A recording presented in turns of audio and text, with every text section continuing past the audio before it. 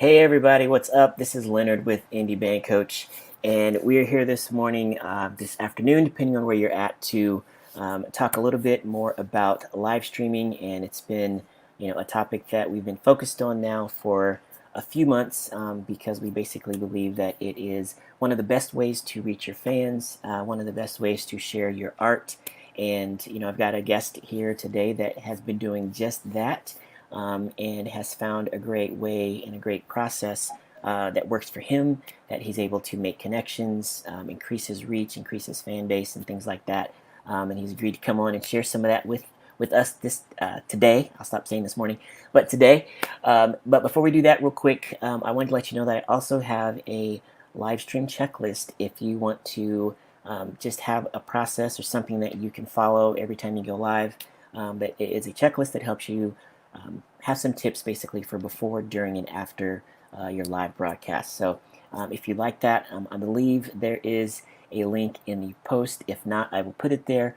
But also, if you want to know what that is, you can go to bit.ly/live stream check. Okay? Got all of that admin out of the way. But what I want to do right now is just welcome our guest. Ladies and gentlemen, please help me welcome Mr. Russ Baum. What's up, man? You're looking at another beautiful day in central Indiana, right here, hanging out on the back porch, and I'm just, Nice. excited and eager. Eager is probably more than excited. I am eager to talk with you. That's right. That's right. We're gonna talk about all the good stuff. It's the good stuff we got going on, the silver linings, all that good biz. Yeah, definitely, because it doesn't take any effort to see, hear, or what have you with all of the negative things that are going on, and there's so many to choose from. So it's definitely a great way to focus on not just positive things, but I think we've talked for a few minutes here, but even to, and this is what I like about live streaming and all of the tools that we have available to us, is that it's something that we can control.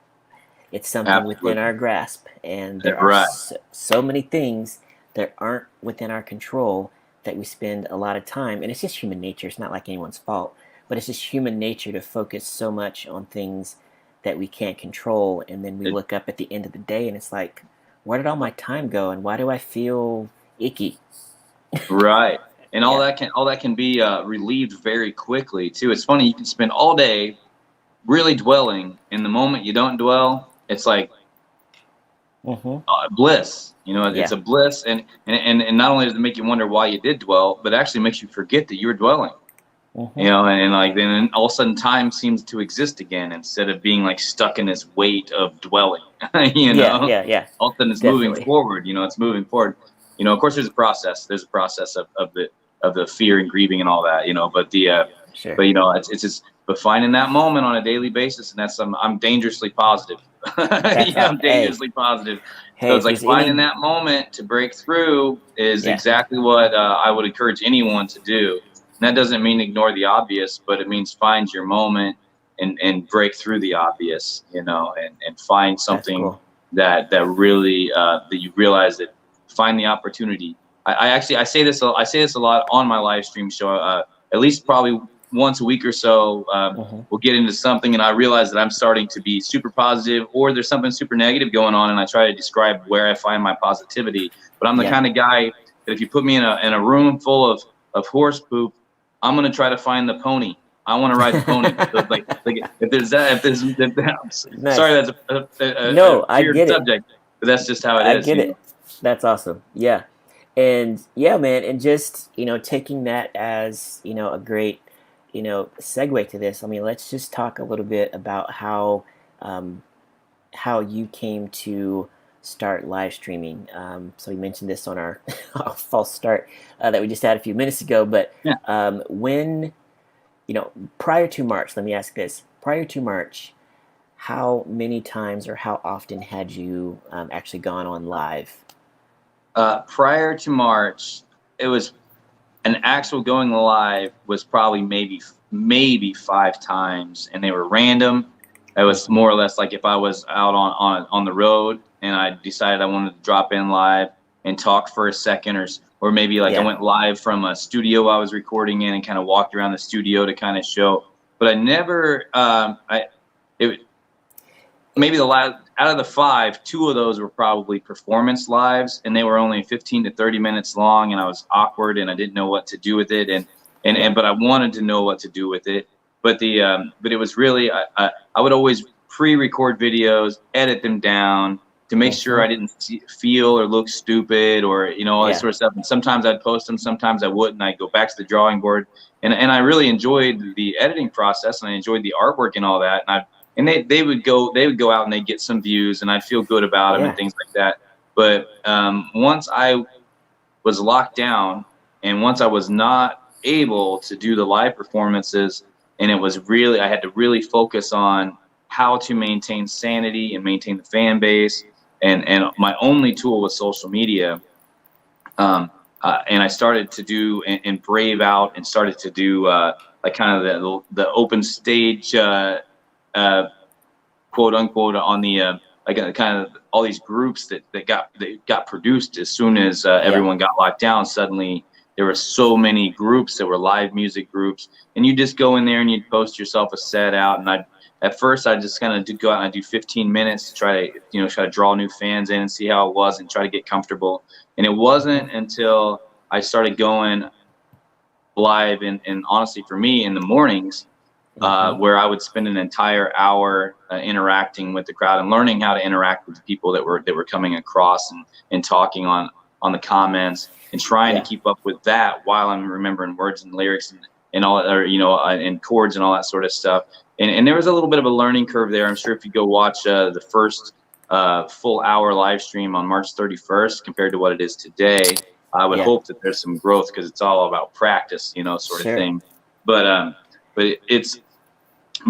had gone live very little.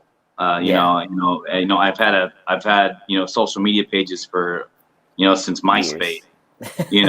And then and I would watch the people that were going live, and I would be impressed by them, but I was pretty intimidated by them, or pretty intimidated, like what are they going to think? Which was kind of funny because that's like the beginnings of my performance career.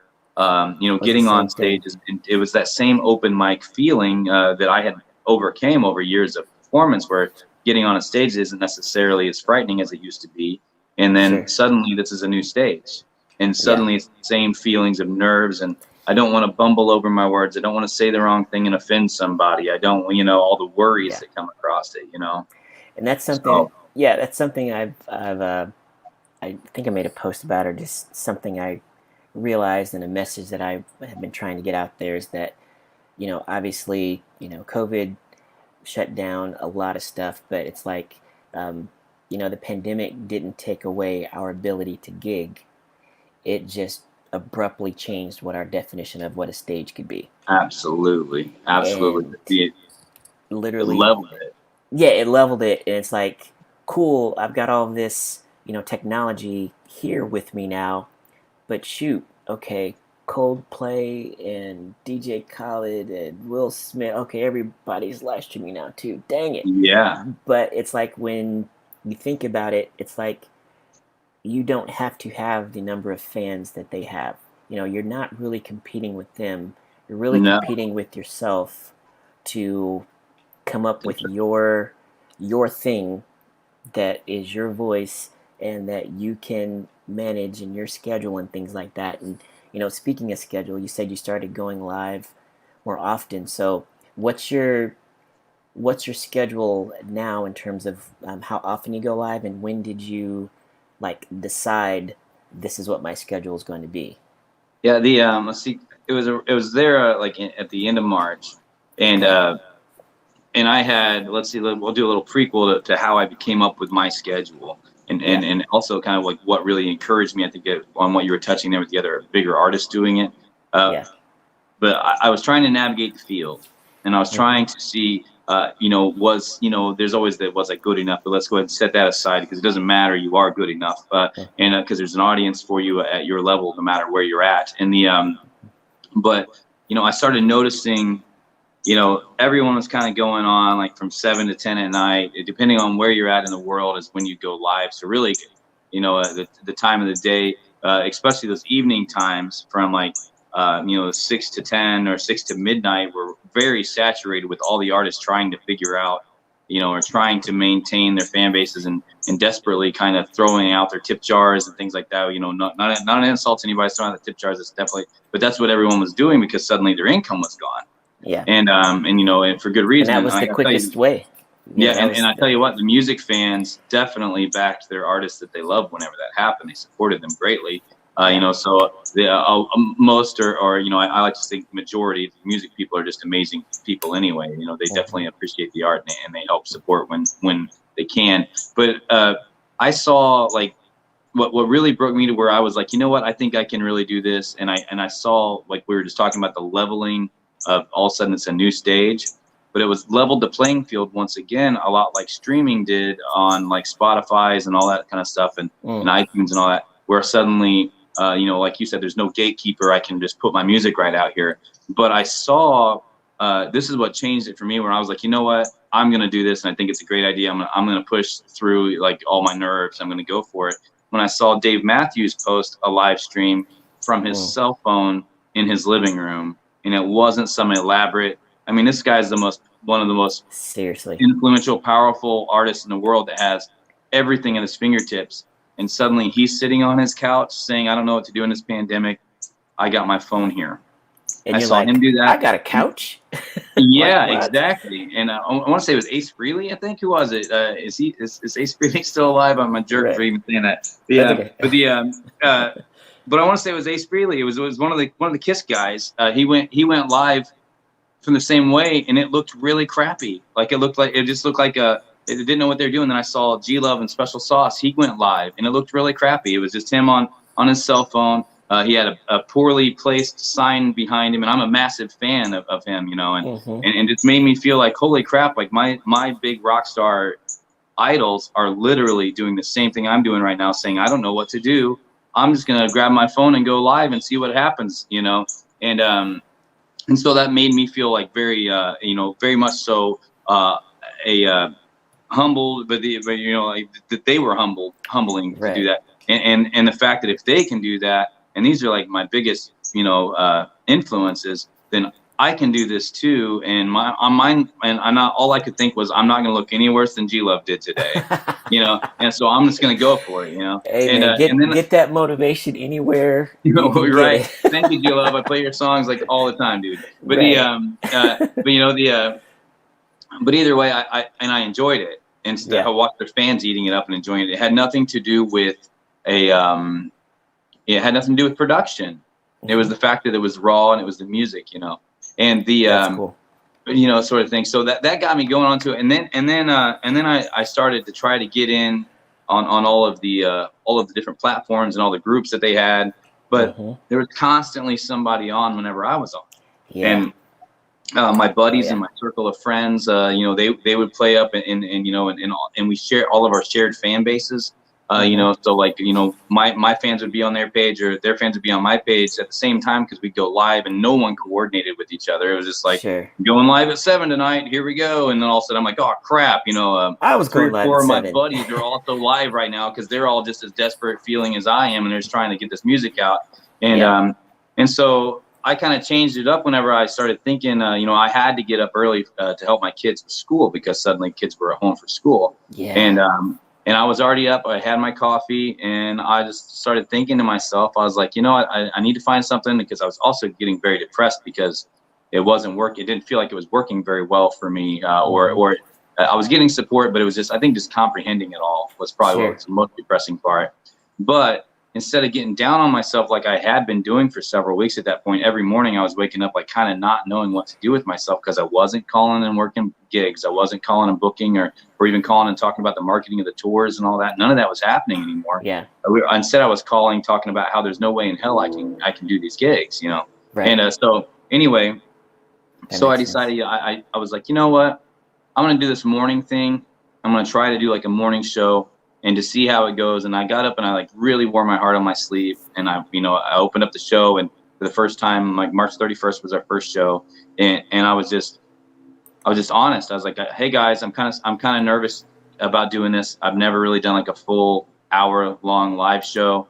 I was right up in the camera for the first time, like I am like right now up in the, my guitar wasn't being shown because I just have to do it off my phone, and I want to see the comments so I can talk to people. So it was a little different. I was the talking head, singing head, instead of, the guy sitting back holding a guitar. They can't read the comments or interact. I wanted to interact with my friends and my fans. So and I was honest. I was just, I was like, I don't know how this is going to go. I don't know if we're going to do this any more than today, but we're going to go for it, and so that's what we did. And then I come to find out all of my buddies' fans, they all have to get up early in the morning too. They all have to go to work. Me and my buddies, we're very like quote unquote rock stars, however you want to look at it. Whatever small level. It's not a very big rock, not a very big star, but but whatever, man. It's my rock and my star. There you go. So, but either way, but like. So we're used to staying up till 4 or 5 a.m. every single day, and then then stretching out about 11 o'clock and noon and taking a look around and getting on our Facebook page and farting around for until 2 p.m. while we're waiting on phone calls to come in and stuff like that. But instead, suddenly I'm up at 7 a.m. getting my kids ready and doing all that sort of stuff, and and so is most everybody else in the world. And if they weren't, they're already in that routine anyway because their normal daily schedules. Even if they weren't at work, suddenly they were sitting at home. It was 9, and I started going at 9:30 in the morning because it was convenient to my time schedule with my kid. And so I found out that there's a ton of people at 9:30 in the morning in the Midwest, and that makes it 6:30 in the morning out on the West Coast that are awaiting some sort of entertainment or some sort of motivation. Yeah. And they were all the fans of all my buddies. So like I'm like I've got so much spinning around the fan base, and still to this day none of my buddies are waking up early enough to do the job I'm doing on, and so it's still working very well, and I get to promote their music, and it lets me share the environment. I cover my friends' songs and stuff, so I very much so have been indicted into their fan bases now over the last several months. That's cool. But that's my path and how it worked for me. And I for anybody out there wondering, it started off my average day, or my average like let's go with like a month on my Facebook reach would be I would jump and dance for like 20 if I reached 20,000 in a month back in March. I thought that was just amazing. It blew my mind. Actually, it was the first time I had broke like a 20,000 reach in a month.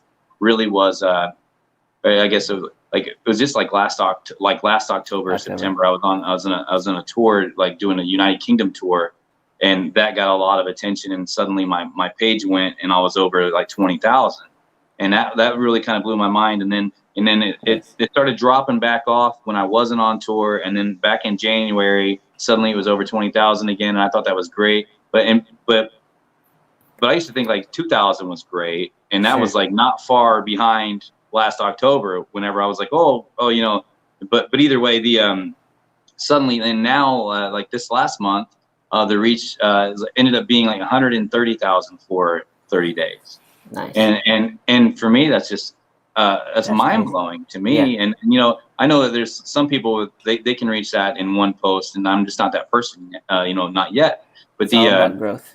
Yeah, it is all about growth, and this is definitely like a long game career. So and I'm a slow and steady turtle. I've been that way my entire career, my entire life, and it drives agents nuts, and it drives producers nuts. But I always have like a long-term vision. Always have had a long-term vision. So for me, and that's a substantial amount of growth. And and not only is that, but like the engagements. Like now we're getting like 60,000 plus engagements on the posts in the month. We're getting comments out the yin yang, shares and everything. I got dedicated fans. This has led to some dedicated fans in Australia, dedicated fans in the UK. I did the tour in the UK, which really helped indict me into that. But this has just grown that already began fan base. It's like I'm watching it. It's like putting Miracle Grow on your fan base. And, it's like you kind of have to set the seeds out there, but you just work this thing and it grows very quickly. But you just have to really be yourself, and let your fans get to know you and really you know, it depends on how you do. Some people will go do the live streams and it's not all about performance. Some people like, I got friends that, you know, whenever they're doing their merchandise and they're packing up their packages to send out the packages to the fans, they're sitting there obviously not showing any addresses, but they're sitting there saying, oh, hey, Leonard, thanks for ordering the hat. You know, they're sitting there doing it live. Like, we're going to mail it out to you today. We're packaging this up. And they got their whole list. And they're like, these stickers are going out to Arizona. And we're going to give it to, you know, here's to Julie in Tucson, you know, all the kind of stuff like that. And, you know, and the fans eat it up and they love it, you know, and because they know their package is on the way. Here they are talking to you live as if they're just hanging out with you. And if your music speaks to them, and then you're speaking to them personally directly, that is a very, very valuable thing. You know, I know I'm kind of dominating the conversation and talking here off here, but it's like the things you can do with the live stream. You know, and me personally, I've really kept it to the show, and we call the show On the Rise. You know, and that was a fan given name, and you know, like we had like a vote about 3 weeks ago or so. What are we going to call the show? This thing seems to really be going somewhere. And I went into the fan group for the show and the page, and you know, asked everybody for their opinions, and that was that's the name of one of my songs. It's called On the Rise, and they chose On the Rise. So now we call it On the Rise with Russ Baum and the Folk Energy fam, and that's all them. You know, but I've made I can't explain how many friendships, fanships. You know, your fanship is definitely a friendship, and especially in today. Love that. You know, is that one of the you really get to know them if you ask. You know, during your show, if you see somebody dropping in, you can ask where they're from. You know, you throw it out there, and you know, what are you all doing today? You got to work. What are you doing for work? You know, you just hanging out at the house. You lazy? What you got going on? You can ask those questions, and while you're performing your song, the fan base will answer those questions, and you can get to know them a little bit and see what you have in common with them and this, you know, sort of thing. And one of the most beautiful things is learning this platform. And you know, I'm gonna be very honest. I was scared to death of this live stream platform. I've been thinking about going live for probably a year or two before I ballsed up and did it, and really didn't. With no expectation of successes, and right now, like, you know, to me, it just feels like a massive success. You know, just depends on your level. And you know, we were talking earlier what you think success is. Right. But you know, the fact that I'm interacting with fans from all over the United States, United Kingdom, I've got friends and I've worked on collaborations now in Africa and South Africa. Wow. So I'll be touring South Africa. I'll be touring Australia when this is over. I'll be touring the UK again, and the US. I've got fans in almost every state in the US that come in on a daily basis, you know, and they're representing their state. They're out there whenever I release the songs. Like my band is Meager Kings. I release songs under my band name and under my own personal kind of acoustic name, Russ Baum. But anytime I've released a song since I've had this out, like, I'm watching it, and I'm not some big massive success on publishing, but to give you a little in depth of the difference between the live stream release before the live stream releases and the live stream releases. Whenever my very best we'll go with my band, the Meager Kings. All right, we released our first song back in October before all this crap, you know, and it was a song called Holy Ghost. I think it's excellent recording, excellently put together, and I'm very proud of the song. And that was as our band, we got more views or more streams on that song than any other song from October, and it was like 2,600 streams, right? So it's like not massive, not untouchable numbers, you know. For some people that's like so little, but for me that's really big. And since October, well, we released a song, Mind Over Matter, 7 days ago, and released it. And I talked about it during the live stream because you always have to be promoting what's going on. The fans want to know things are happening and changing. So they're looking at you and they want to know where they can go next, how they can consume more, especially if they like it. Exactly. And we've talked about how it was created, you know, because you can pick different subject matters, and you always want to, if you're creating something, for God's sakes, like, put it out there, let them know you're doing it, you know. And but on the Mind Over Matter release, we broke 3,000 streams in 7 days. It took us since October to get 2,600 streams on Holy Ghost, but in mind over matter, because I was able to interact with the fans, and I was able to say, on very personally say, okay, let's see how many streams we can get in Washington. Let's kind of have a competition. Who can, Nice. who can we share this to? Who can we do? And and I was trying to say, hey guys, our goal was to get 1,000 streams in a week, because it had taken us 9 months to get 2,600 streams on Holy Ghost, and I had not pressed it that way. And 7 days we were at 3,000 streams, and it's that was 7 days ago. So that the song's still fresh and new and out there. It got picked up and got put on an Australian radio station this morning. I woke up to a program, a ska program. It was on that station and that whole thing, and that was a surprise to me. I had no idea how they got the song or how they even heard about the song, but it just made me feel fantastic. I'm like, oh man, across the world here. And that's really what it's done, is it connects you with the world. And because it's such a platform that can be, it's not an expensive platform, so it's available to anyone who can have a phone and sit on a Wi-Fi anywhere in the world. That's what I was going to say. From what you just mentioned, I'm like, I just grabbed out these two nuggets. Is you mentioned that you have gone live. You started kind of the end of March, but like every day, pretty much weekdays, because you have a family, so weekend time. Yeah, it works into my schedule properly.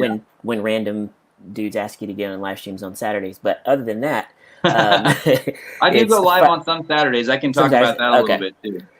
But Monday through Friday is kind of the base schedule, about 9:30 in the morning.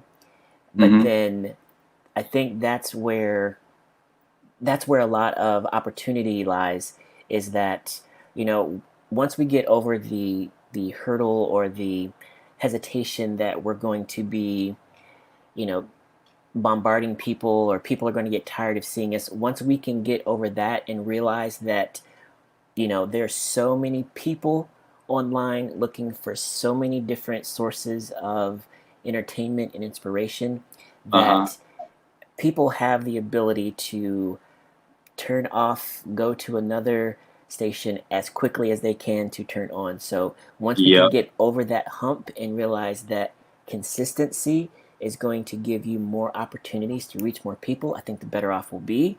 And agreed.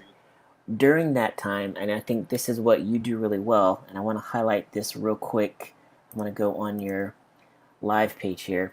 And just for folks, if you don't know this already, if you are live streaming and you have some live streams on your Facebook page, you actually have a live stream tab that is on the side of your Facebook page. And that is where all of your live videos are. So I'm pretty sure that you can link to that, so you can link people to your live streams. I think it's Facebook.com/Russ Baum/live is, I think, how you get to mine.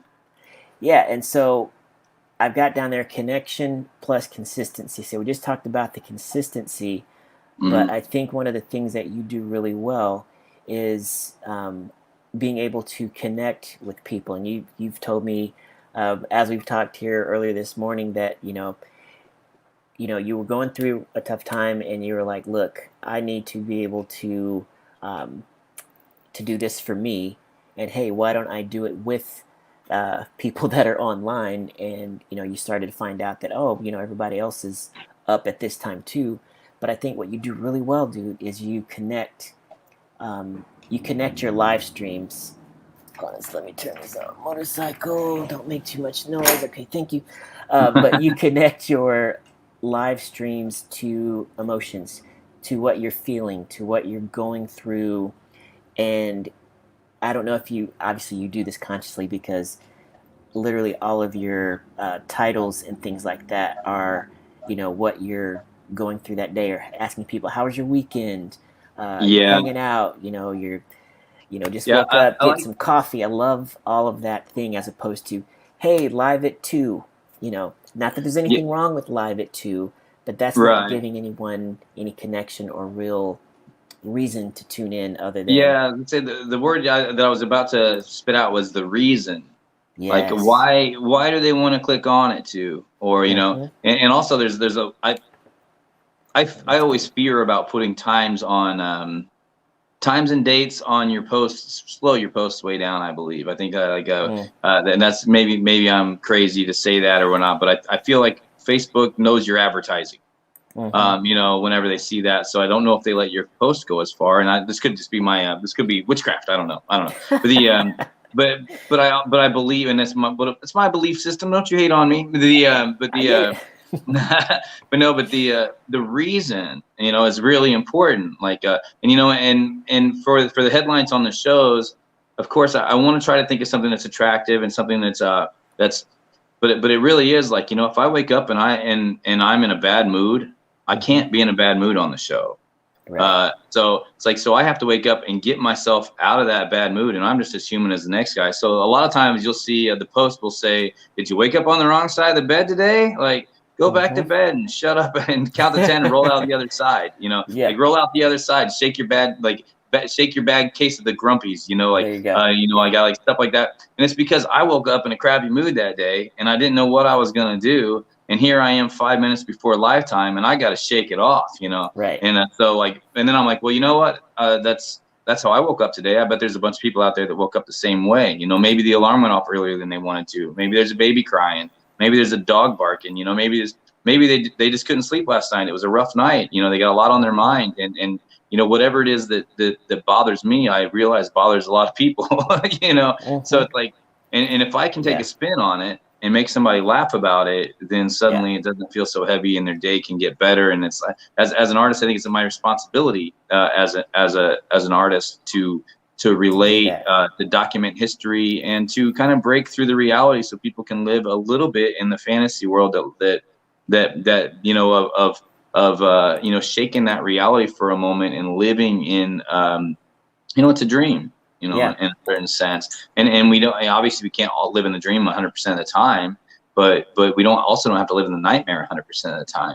You know, and you sometimes you gotta wake up to get out of that nightmare, and sometimes it just takes a smile on your face, you know, or it takes a little giggle, or you know, something like that. Sure. So I get ridiculous at times, you know, but it's all very, you know, I'm sincere in the fact and it's organic, and it's just and I think that's the cool thing too, is that obviously, you know, people are watching, get a chance to talk to you. What's up, Sean? What's up, Terry? How you guys doing? Got some people walking in there. Thanks for tuning in. Yeah. Thanks, guys. But you know, make it a positive sunshine and invest in your happiness. You know, did you find some light this week? How have you been? With roasted another cup of coffee. I'm like, come on, guys.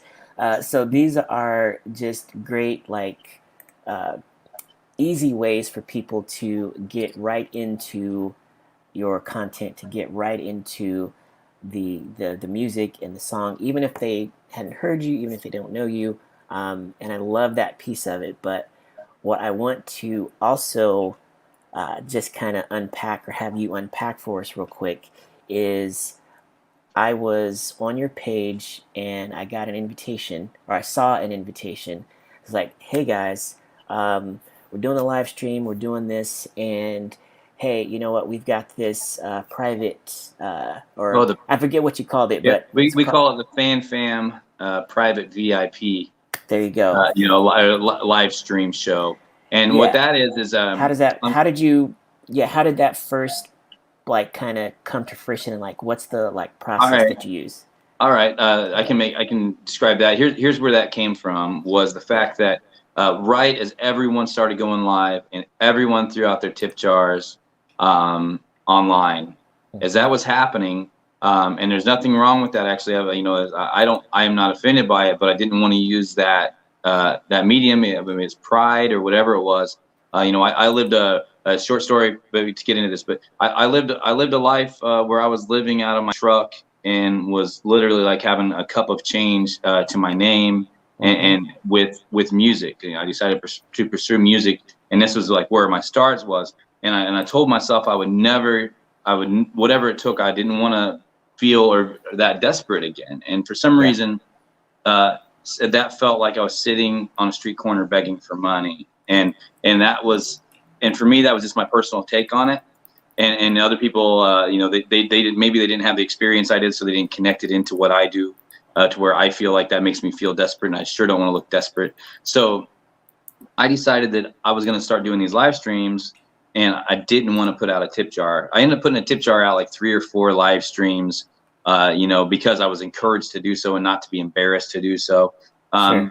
But other than that, like I've really stayed away, but I also have to survive in music and make money on it, right? So what I decided to do was I'm going to provide this live stream in the mornings, and I'm going to produce one show a month that has a paid stream, where I can use the free morning show to push the show, to let people know and be open and honest that, hey, this is for the people that want to financially support. This is a way that you can do this. And also that in the morning show, I'm drinking coffee and hanging out.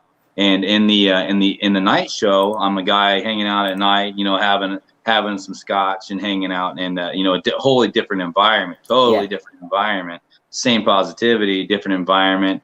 Some of the songs can be a more adult themed that I don't play in the mornings and things like that. So there's a couple of things that are different. And I also, there's a lot of fans that know like kind of the deeper cut songs.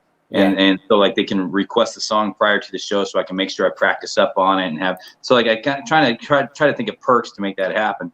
But but I needed to meet like a minimum on a monthly basis for me to survive financially. I'm a full-time artist. I've been doing, I've worked really hard to get to where I am today, and suddenly all of my shows were gone. Just like, and everybody knows the story. All the artists went through that.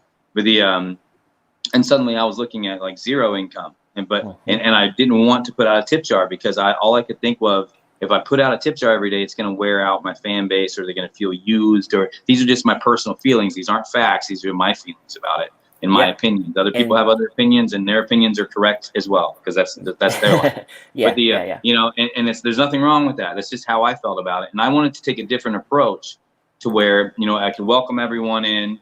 No one had to feel like they needed to click a tip jar. And no one had to do that. And I didn't have to feel like I was begging. I didn't have to think about the money. Instead, I was thinking about having fun with everybody. Right. And then I'll hustle the show just like I would a normal gig that I have tickets at.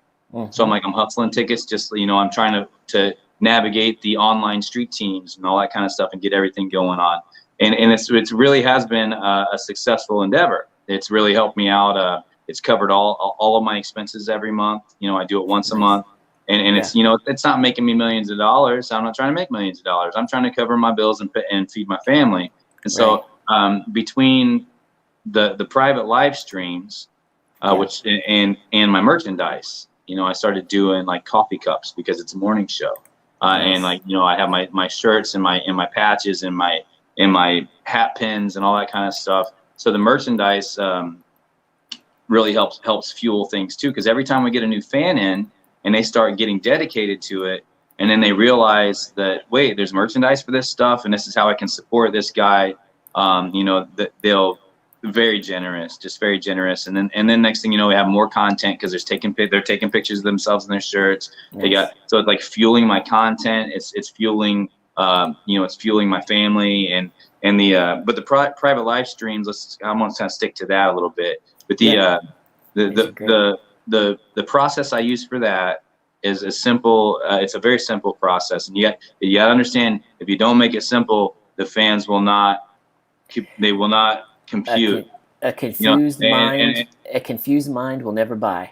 It will never. So you have to keep it simple, no matter what you're out there doing. If you don't keep it simple, you will do nothing but torture yourself. People are intelligent. Like, the general population is very intelligent. But if you put together something that's complicated, they're not interested. They could get it if they took the time to really think about it. But in the business of sales and marketing, they don't take time to think about it. This isn't your mom. They're not going to listen to you. So it's like it has to be simple, and it has to be quick. They're scrolling right. If they're confused in the first sentence or the second sentence, they haven't got to your point yet. They're scrolling past, like it or not. That's just reality. But anyway, so I keep it simple. I host a private event. I create a private event on Facebook, so no one else can see it. No one else can get into it unless you're invited in. And the only way to get the invite is to pay the $10 cover charge to get in. And I call it a cover charge. And this is to support the show. and to support, the music and to help me keep me alive while I'm missing out on all these gigs and all that sort of stuff. But it's like a $10 ticket to get into the show. And then as soon as they send me the $10 ticket through Venmo, PayPal, or I make as many options as payment as possible because everyone has their own way of doing it. Some people mail in a check, some people mail cash, whatever. But it's a communication thing, so the fans communicate. And once again, you got a personal communication with every single person that buys your ticket. You know their name. You can send them a message appreciating them, asking, if it's a new fan, where are you from? I want to make sure I know where you're at. So whenever we're in the live stream, I'm saying your name. I'm saying thank you for representing in Washington, or whatever. So that's literally it. And then I go into the live event and into the event page on Facebook when it's time to do the show. And I post in the discussion, I go live, and so like everyone that's part of it, all they have to do is go into the event and the stream is there, So, and they, cool. So to me, it's very simple. You pay the cover charge. Here's your invitation. See you there. Right. And I was just going to say, and you mentioned that your there might be some people that are a little bit more aware of like your deep cuts and maybe have been longer time fans. For a new fan, let's say someone that just hops on your Facebook page, catches a couple of your morning show streams. Do you have like in your mind, is there like, hey, here's the difference between the stuff that I do in the morning and then here's the stuff that I do at night for people that might not know? Because and you did mention there's coffee versus Scotch. Like so my mood is a little bit different at night, for the Scotch night. And for anybody watching, no, I don't get drunk on Scotch every night. All right, this is just it's part of like the mood and entailed during that live show it's because it happens like from like 7 p.m. to 10:30 p.m. is the event. I always have an opening act. Just a second, I got somebody trying to call in. I always have an opening act. Nice. And they drop in the same way, and what we're doing is we're trying to spread their name out and this sort of stuff. But actually, every time consistently, the opening act is a way bigger artist than I am when it comes to reach and everything. So I'm introducing my fans into some real pros that maybe they haven't really got into, or maybe they're already fans of. And that's actually one of the Easter eggs that I use as a sales kind of ploy, is that I don't tell anyone who that is until once you enter into the. And, I've been blessed with many amazing friends in the industry, just through songwriting or through touring, where we run into these guys. And I like to keep relationships. I make friends. Yeah, man. So, and they're way higher tiers in the world of music than I am personally. So, and they're willing to give me 30 minutes of their time for some fun because they appreciate the new fans. Because it's funny, whenever you get up into the upper echelon, you realize like the reason they're there is because they are very caring, awesome, freaking people. They're team player people. They're people that are like that really have annihilated the idea that they're in any competition with anyone other than themselves, like you said earlier. And they so any chance they get to help out a buddy and also to gain some loyal fans, because my fans are super loyal. So but that's one of the Easter eggs that I use to try to kind of get people. I'm like, I'll tell them who it was after the show. We've had that. And I happen to know that the guys that I'm picking to do this are very popular within my fan base, because I know that we all tour together and do all this stuff. So they're buying the $10 ticket sometimes just to see who it might be. Yeah. And once they get the ticket, then they go into the event. They immediately know who it is, because once you're in the event, and it's also very well like no spoilers. Like I make sure that no one spoils it, no one puts it out publicly or who it's going to be, because that ruins all the fun. And so the fans have just been really awesome about that. And the guys coming in and opening the shows have been, they're better than me. So they're not better than me. Like, I'm not putting myself down, but I'm just saying like they're like usually more experienced by far. They're guys that I've looked up through for a long time, and so they come in there and they blow the fans' minds, because they're like, I can't believe it's just me and a small group of people, and this guy's talking right back to me. We're like hanging out in a small room together. Yeah. And where normally the same fan would go buy a $30 ticket and stand in a crowd of 5,000 to 10,000 people to watch this person, and suddenly there in this personal thing. So to me, like that's a service to the fan and also a service to my friend who's and all together they're doing a service for me. So it's like that's a great little ecosystem. It circles around and it works. And consistently, every single one of those fans are officially following this person, and now they're able to say and actually reach out to these people and say, "Hi, it's me. I'm Bethy. I was in Russ's live stream. I really love your thing," and they will reach right back out and say, "Thanks for hitting me up, Bethy." You know what I mean? Like stuff like that. And suddenly there's that connection for them too, because this is all about like forging relationships in one form or another. But that's cool. That's what music's about. To me. And that's such a great system. And I've seen you in the live from home open stage, a couple of the larger groups that like blew up like crazy in March and things like that.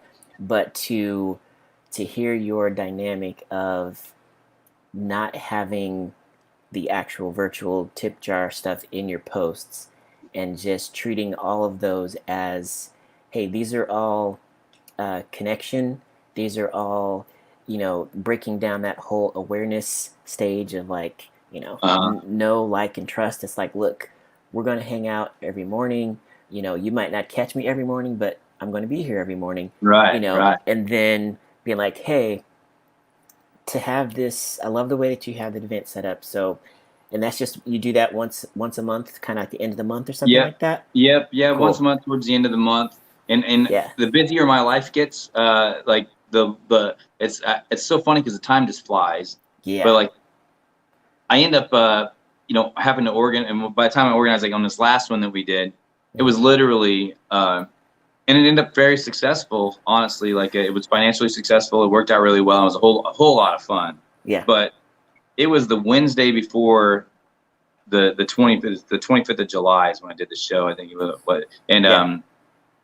I tuned into that one. That's the one I came to, I think. And in my mind, I thought I had like a week and a half, because I usually like to hustle it for a week.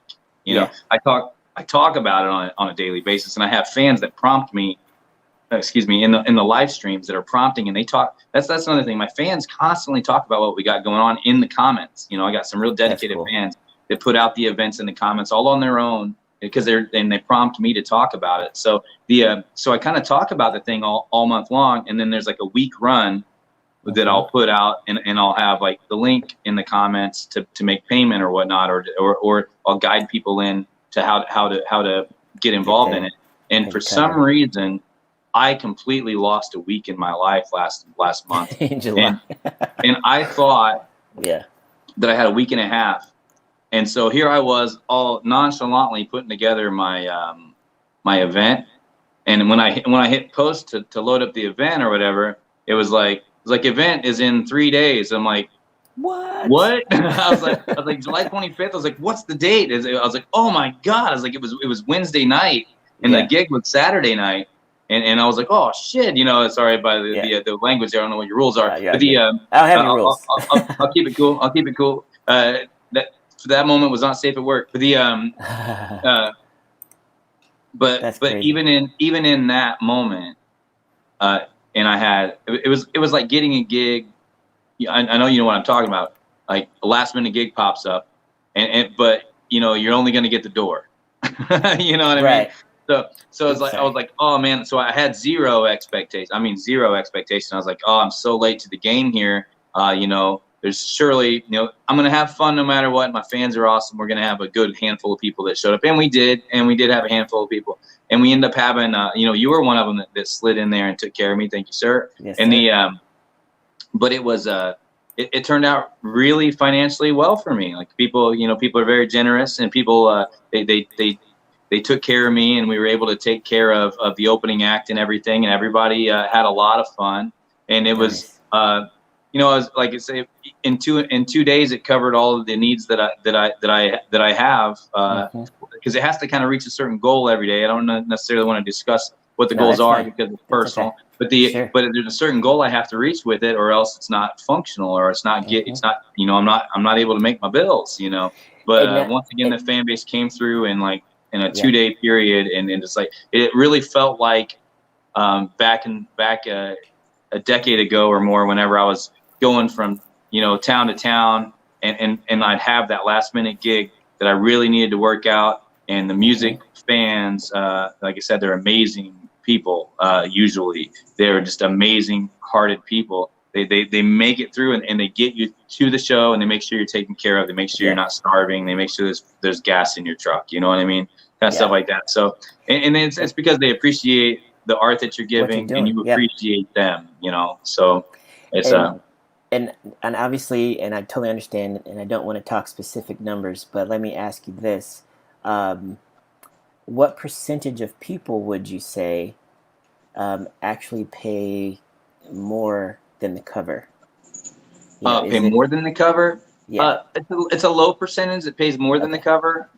Gotcha. But it's always appreciated. You know, and of course I would never want to press anybody to do that. But sometimes fans are just generous, you know. And you know, like it's like I said, it's a $10 cover to get in, and a lot of fans, and there's also the fan that's trying to get everything they can for free. God bless them. You know, so like they will skate the $10 on a promise sometimes. You know what I mean? and you have to kind of be like, hey, you know, everybody else paid $10. I really kind of need. But that happens in the lives, like in your live venues, like you know, out in you know, where people are always trying to sneak in the back door, trying to, hey man, you got that free ticket? Like that still happens, and that's okay, because actually you as an artist, you have to understand that whenever someone is like that, it's because they really like you. And maybe they don't feel like they have that $10 today, and in one form or another, like you know, eventually that you know they're going to buy a shirt, or they're going to do this or that, or you just find the value in that person's friendship, and you say, hey man, like don't even stress. It's like, come on in the door. You know, it's not a big deal, because that also happens even with the live stream, where someone will come in and say, hey man, like I've been working really hard this week, but I don't know if I got an extra $10. I hope you enjoy your live stream. I'm just reaching out to tell you, you know, have fun with that, this and that. And usually they'll end up with the miracle, you know what I mean, like the miracle ticket from the Grateful Dead you know, era. But that's cool. But a lot of that also, I've got a percentage of fans, you know, that there's kind of different. I don't know. I don't want to put anybody in or out of any categories, because everyone in the fan base has been just phenomenal. But there's certain fans that will, and it's a lower percentage of the fan that will send $20 and say, if there's anybody that's hurting this week, please give them. This is for them. I don't know who it is, but this is for them. That's happened during every single one of these. I've had at least one fan reach out and say, can you gift this to somebody? I want to give 20 instead of 10. I appreciate your morning show. And the motivation is totally worth it to me. I want to support you. And I also want someone else to get this experience. You know, there's that. And then there's some people that'll just drop in, and all of a sudden it's like, hey, and they'll send like a $50 bill, you know, on top of the 10. And it's just them saying, this is me telling you I appreciate you, and, you know, sort of thing. But that always frees it up for me, as when anytime anybody overpays, I don't just like, ooh, I got your money, you know, and run off with it. Instead, I'm like, okay, I just opened the door. Let's say our friend sent $50 instead of the 10. I see four free tickets. Four opportunities for people that I know that would love to be there, that are part of the daily show. They come in, they comment on a daily. And so I'll reach out and say, hey, do you want to go to the Fan VIP show? You know, and, you know, I'm not asking for your money. I'm just asking if you want to go, because I'll bring you in. And I will tell them who purchased their ticket, so that they can tell them thank you or whatever. I say, you know, this Tim bought a ticket, and he wanted me to give it to somebody that I thought that would love to be here, that I would love to have there. So I kind of get my choice of the fans that I can choose. So I'll drop in a certain inbox, or if I see somebody that's really going through something, and I think maybe this could, you know, make them feel a little better, then, you know, I kind of send it out, and I want to say, make sure you say, tell Tim thank you, because this was a gift out of his heart, and he didn't know where I was going to send the ticket, but, you know, we'll see you Saturday, you know, and stuff like that. So like that's kind of and to me, that's once again is another testimony of how amazing music fans can be. You know, like it's a support system, man. It's all support, like the arts. It's not just music; it's arts. The arts, the people that really love the creative world and appreciate the creative world, because it connects them to, it connects their reality to your reality. You know what I mean? Yeah, love that. My sweet wife is making funny faces at me over here in the window. I see your wife. But that's cool, man. I appreciate and just that whole process of creating that monthly VIP thing, man. That is an awesome, um, just an awesome like framework. And Thank you for that, because I was just yeah, trying to find a way to do it that was different, that wasn't begging, that was mm-hmm. there's and it was a different kind of access. Sure. People want extra access, but I tell you, I want to touch on this real quick too. Yeah. Doing that. Now, there's been a couple of the shows where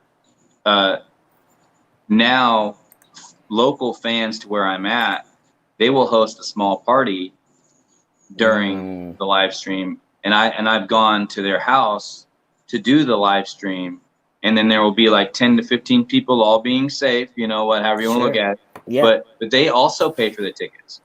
So I've got a live show going on performance-wise, like in a real environment to 10, 15 people, as well as the the big circle light around the camera and all that right in my face.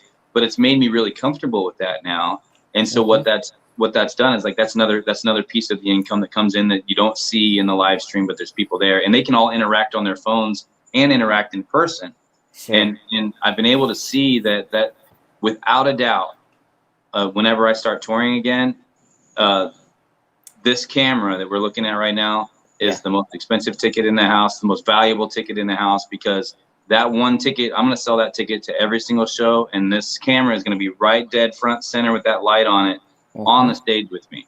And I'll be able to interact with our people online as well as the people in the environment that I'm in. And I would encourage anybody out there that's a live performer to really consider that, especially if you're selling tickets and doing the original music thing, or whatever you're out there doing, cover tunes, whatever, because it's so valuable. It's ridiculously valuable. And what's the most valuable part of it, I think, is that you're seeing the difference between being in your audience and looking out and watching everybody get down, and doing it with the phone is you don't just, it's not just the faces you see, it's the names. And it's the actual interaction, and they can send their request to you while you're live. If they're sitting in the audience somewhere, they can send it to you. They can interact and say, hey man, how's it going? But you actually, one of the biggest things, like, face recognition is really important. And it's really fun whenever you leave a show and be like, how about that guy in the red hat over there? Like, dude, was this losing his mind? Like, oh, that guy was so awesome. Like, really made my day. And instead now it's like, how about Tim Shoop over there? Yeah, the guy in the red hat. Yeah, like, I just met him tonight. His name is Tim. He's right here. He's scrolling up here. Like, I'm never gonna forget him. He's right now. We're talking and we're in the Messenger right now. So that's suddenly cool. Like, you have these really organic and name, when recognizing someone's name really means a lot to them. It means a lot to me whenever I walk up to somebody that I'm impressed by or that I want to be friends with, and suddenly they call me by my name. Instead of, hey buddy, I was here last tour, and you look familiar, man, but really not. Yeah, I'm Russ, or it's like, hi man, thanks for getting down with me. I really had a great time with you. I'm Russ, and they look at you like, yeah, I know, we met last time. You know what I mean? Like, you're a jerk. You don't remember me. Come on, man. Obviously don't really feel that way, but us as an artist, we feel really stupid or feel like a real jerk whenever somebody they're like, yeah, we hung out all night long. I thought you'd remember me, bro. You know what I mean? Like, but there now, was 90 other people in the room at the time. Right. So now you understand, like, why, the good reasoning, and they will understand that. But I tell you what, they don't even have to think about that when you walk up and you're like, hey, Roger, how's it going? Like, nice to see you. You know what I mean? And it's because you've got name recognition, because you're seeing their names, and especially if they start interacting with you more and more. So, but whenever I go and do my touring, I'm definitely selling a tour ticket, an online tour ticket. That this next tour that I'm going to be going on, like, this will be part of, because I want to take all of the same people from all over the world that have been doing this with me in the mornings, and I want to bring them into that the live concert environment. And I also want to be able to interact with them in the same sense, where because I learned that this is just one chair in the room. This camera, it's one chair in the room that can hold 1,000, 10,000 seats.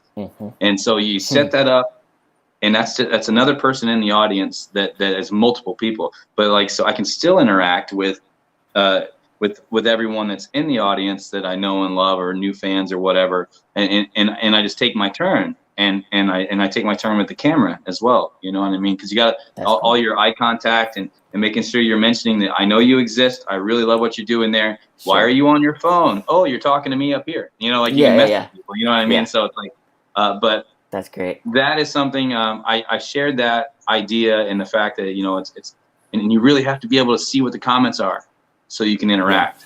A lot of people are doing the sit back with the guitar, and a lot of fans love that very much so. And I'm not saying don't do that, but I'm also, and a lot of fans complain that they can't see the guitar because it's weird. I'm just a talking head too, like some fans complain, I guess. But but then I wouldn't be able to interact with it. Yeah. You know, or more or less, I need to put a camera out, and I need to have a pad close to me where I can see the comments come. You know, so, but as for me, I don't have the equipment to do that yet. But that is definitely in the plan. And that's the cool thing too. Is actually want to wrap up here real quick in just a second. Yeah. But you just brought up a good point. Is that, you know, you are doing all of this right now just through your phone? Mm-hmm. Okay. Do you have a mic or anything plugged into it? I've got a $10 microphone that's you know, it's a cell phone microphone. It's meant for kind of dictation or whatever, but it totally works. I've got a like a $50 light ring that goes around the phone. That's very nice. It allows me to adjust tone of the light and the brightness, and that's it. And the light's on right now, right? No, it's not. I'm sitting on. I actually got kicked out of my studio because you know, I was gonna be down. And by studio, it's literally just kind of my basement with a backdrop. But that's where we keep the PlayStation and you know, it's the weekend. The kids are at home. You can't be talking over the PlayStation. I got you. Yeah. So everybody the family was hanging out down there, and I'm like, all right, I'm gonna swing to the back porch. But no, I do not have my light on right now. But that's cool. You know, you can always tell when the lights are on because you got the really cool ring. The ring in the eyes is very attractive. So that's, you know, that was actually a gift from my wife. She's like, you know, I noticed that your show, and I tell you, it made a difference. It made not only to make a difference in the appearance, but I saw an immediate difference in the reach of the show once I, because, you know, at first, like I said, I was kind of sitting back. I wasn't able to interact. And if you scroll down, you can tell in the, I don't know, I guess I couldn't tell you how long I've had the light now. It's been a couple of months now. But there was a difference, and there was a big difference in the reach, and there's a big difference in the look. You know, you'll see like my face is actually much more pale than it is under the light. You know, so it's but cool. She came across and sent that over to me, and she's like, "Why don't you try this?" And that's probably, you see right down in there, you see where you're at right there, you see kind of the light coming in. Yeah. That was because that's a basement window, and that was the only light we had in there outside of like some fluorescent lights in front of me. And once I got the ring light, which is probably, you know, you will not be able to, you really can't see that light coming through, but there's a difference. But suddenly right around there, suddenly like my reach was another couple thousand more that day, and continued to grow. And it's all because they can connect with you. Yeah. Image is important. Yes. It's attractive. Somebody scrolls through and they're attracted because there's something shiny in your eyes. It's like looking at a diamond. It's attractive. Yeah. So people will stop for a second and be like, wait a second, why is this attractive to me? You know, they don't think about why, but they're like, they stop. You know. Yeah. So it's cool. But it really made a difference. But yeah, I literally have a Galaxy cell phone, like Galaxy Note cell phone, and I use a $10 microphone and like a $50 ring light. And so, and I'm invested, that's all. And that paid for itself within the first day of it being in existence, just by talking about, hey, I upgraded this light, you know, all this kind of stuff's going in. We have this show coming up here in you know, August 25th or June, whatever it was. And, you know, people bought the tickets, you know, sort of thing. Cool, so it was like, it really just, it's musical. Awesome. Anytime you're doing that, you're investing and it always pays for itself if you use the tools. Like if you use the tools, they're gonna pay for themselves. You know, this is what it is. And use the tools you before have we done. go, Yeah, what's up, man? I know we're gonna have to cut this off. My wife is staring at me too. She's like, you said you're gonna be done by 1, but but before we go, you touched on the ideas of the fact that you like the descriptions and the reasons and why it doesn't, instead of just saying like going live at 2 p.m. or going live at 9:30 a.m. See you there, you know. Yeah. And I want to touch on the fact, and for your audience and whoever is going to be watching this to know that before I started following your advice, I never did that. So I got that advice from you, and that was one of the things I from the indie band coach, and I pay attention. Sometimes I'm silently paying attention, but I'm trying to pay attention to all my teachers. And I consider you one of my teachers because you do teach this, and you teach this very well. But that was actually, I was the guy basically saying, I don't know what to say. See y'all at 2 p.m. And then I was seeing you suggest that those sort of things get changed up, and that was I started taking your advice back a couple of years ago. And I watched a very substantial growth using your advice. So anybody that's out here watching, understand that I am I am a product of your hard work and your advice. So so if I fail miserably, it's also your fault. Right. It's nobody else's fault. It's your fault. Everybody go to Russ and follow his But I greatly appreciate you, Leonard. I greatly do. I've looked up from a distance. I've looked up to you for a very long time, and it's really cool that we've become friends, and that you're very, very intelligent and savvy in these subjects, and really has been a pleasure learning from you. Well, I appreciate you, man. That was nice to say, and pointing out that whole dynamic of that. I didn't know when I pointed that out that that's what that was, but I appreciate you. Yeah, really. Give me that feedback. Oh, on the phone died. And now we've just turned sideways, and I think maybe Russ his battery died. We'll see how that goes. Maybe he'll come back in. But thank you, Russ. Thank you for everyone for tuning in, and I appreciate all of your time.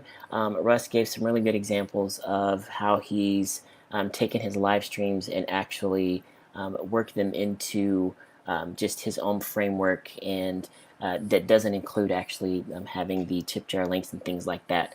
Obviously, not that there's anything wrong with that. That's a model that a lot of people are using with success, but he took a different spin on it, and yeah, I love the fact that he's been able to make that whole thing work. So once again, this is Leonard. I appreciate you tuning in. If you want to get a copy of the live stream checklist that we've got, I do have a copy of that you can download for free, but it's basically what to do before, during, and after your live streams, and I would love for you to have a copy of that to help you connect with your fans and help you get your music and your message out to the world. All right? Thanks again. I will talk to you soon, and if you are watching this live, we are going to be right back here in just a few minutes with Dee Rivers, and we're going to talk to her about her interview show, the live takeover. So we'll see you in just a few. Thanks again for tuning in. See ya.